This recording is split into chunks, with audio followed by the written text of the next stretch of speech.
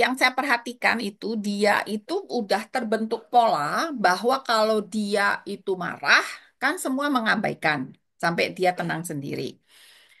Kadang-kadang hal itu tidak memungkinkan karena di tempat umum kalau kita tunggu dia tenang, lama kan. Terus kitanya Ya. cuekin, orang lain intervensi. Mungkin Bunda sama Ayah mesti diskusi, ada satu cara lagi yang bisa membuat dia menghentikan perilakunya tapi lebih cepat. Kalau saya kan, Hmm. kalau ke ini kan gini nih, gitu. Sama yang dewasa ini nih. Nggak tahu Bunda bagaimana. Tapi kalau itu mulanya waktu di rumah, bukan cuman itu. Saya sampai gitu juga, sampai yang wah gitu. Tapi ada. Nah, kalau di tempat umum saya cuman gini, langsung sih Iksan. Nah, Bunda sama Ayah mesti apa ya, mengembangkan itu. Kalau di rumah kan kita lebih bebas, tapi kalau bawa sekarang soalnya dia waktunya lebih banyak di rumah 90% kan, pergi kan jarang. Jadi ketika pergi itu dia memanfaatkan sekali, dia memanipulasi bapak sama ibunya. Nah, itu yang saya nggak suka. Lompatannya itu udah tinggi sekali loh dia tuh. Karena dia kan udah besar, ya kan? Dan dia kuat. Saya cuma takut dia begitu terus dia yang celaka. Jadi kemarin saya merhatiin, oh nih anak pinter nih, dia manfaatin nih. Terus kan dia nyupit kakaknya, terus dia baik-baikin gitu. Jadi dia kayak, ah pokoknya kalau udah gue cubit, gue baik-baikin, masalah hidup gue kelar. Nah, itu yang mesti dipikirin lagi. Gimana caranya supaya dia tuh paham bahwa kadang kelakuan lo tuh nggak bisa diselesaikan dengan minta maaf. Nah itu.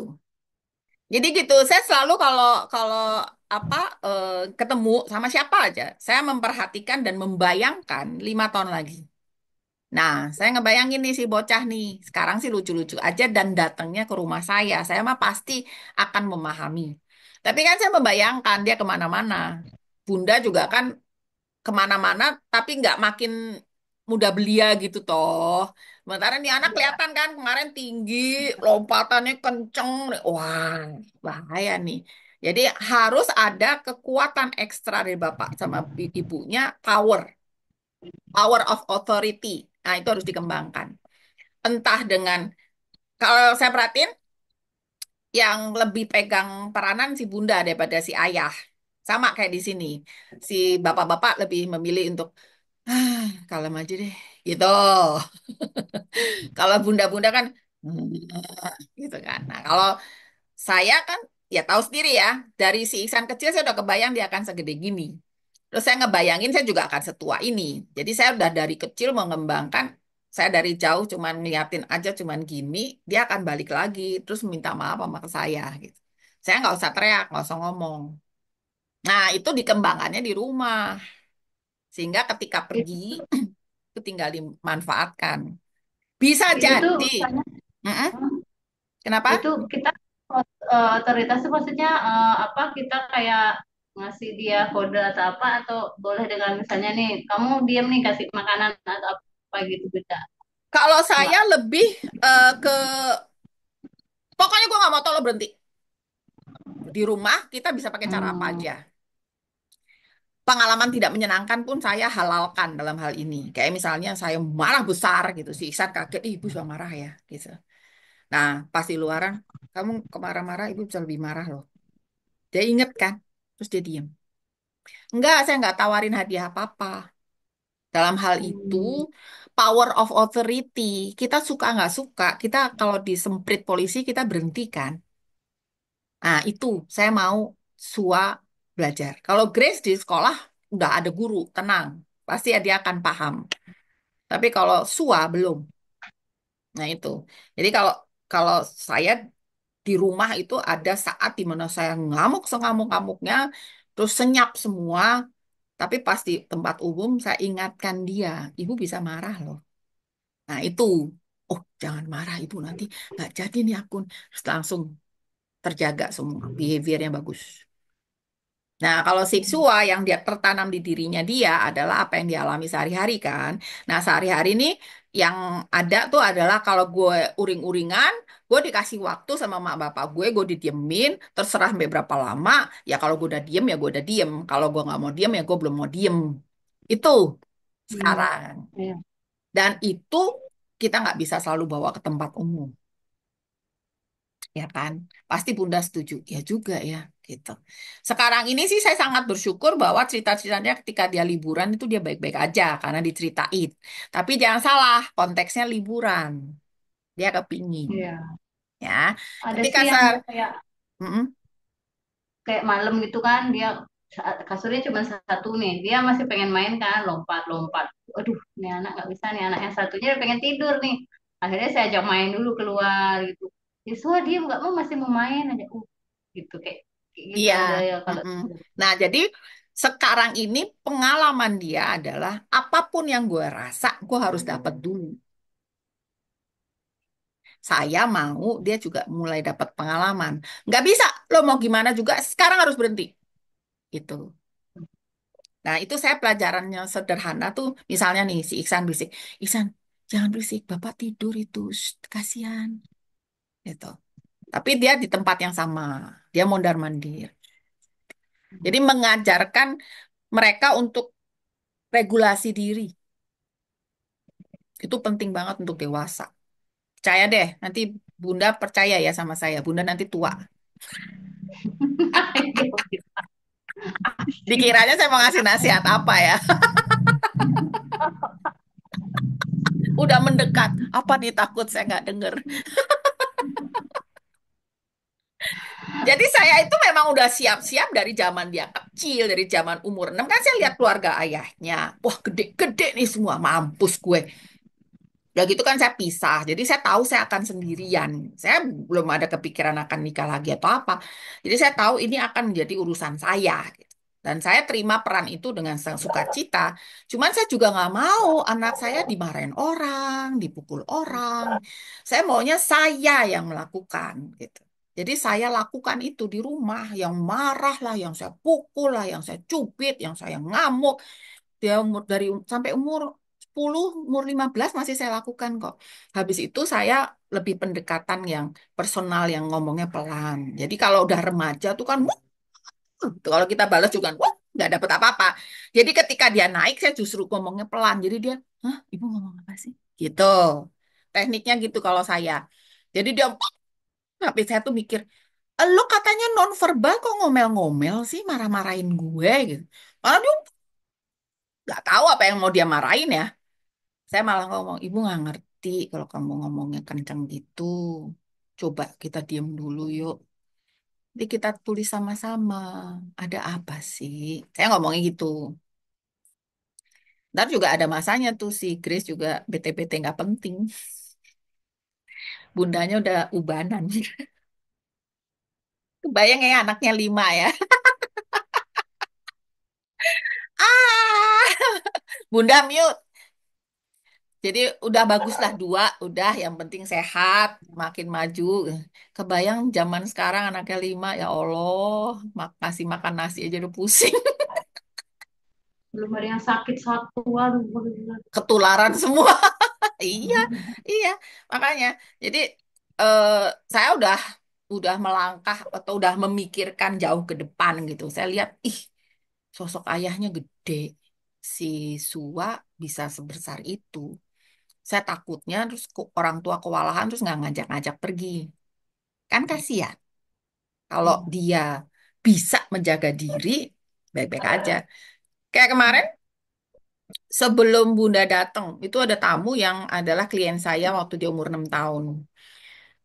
Saya ketemunya di Bandung. Umur 6 tahun itu masih pakai pampers, makan ngemut, setiap kali marah dikasih makanan. Terus saya tegur. Ternyata ibunya udah meninggal. Yang saya tegur itu adalah adik ibunya yang nikah sama bapaknya, jadi turun ranjang ya. Tapi udah kayak ibunya banget. Kemarin tuh datang anaknya udah umur 26. Itu bapak ibunya dulu yang naik. Dan bapaknya itu stroke. Jadi naik ke lantai 3 tuh setengah mati. Kakinya dia seret-seret. Saya kan udah aduh nih gimana gitu. Tapi kok cuma datang berdua. Terus udah duduk ternyata anaknya masih di mobil. kan lingkungan baru, belum mau turun. Terus ngobrol lah kita. Ternyata stroke-nya waktu naik haji. Karena bapak itu beratnya 80 kilo. Terus tensinya tinggi. Padahal dia lebih muda dari saya. Pas ngobrol-ngobrol, hah? Lebih muda daripada saya, aku bilang gitu kan.